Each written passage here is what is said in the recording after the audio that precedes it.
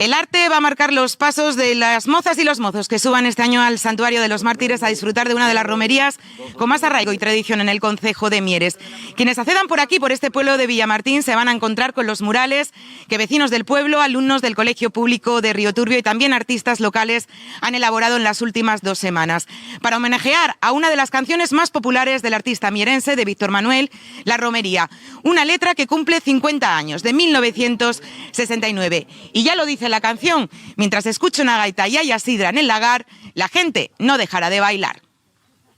Nosotros simplemente pintar, rellenar, porque no sabemos otra cosa, pero hay unos grandes artistas aquí que lo lograron también. Y encantados, porque la primera vez que venimos y para encima aquí en casa, por aquí cerca, a pintar esta zona, perfecto, vamos, muy bien. Y empezamos pintando este muro de aquí y después añadimos ya otro, porque fue en plan de, oye, ¿os animáis y pintáis otro muro? Sí, sí, sí, genial. Sprays de graffiti y, bueno, pintura acrílica y cosas así.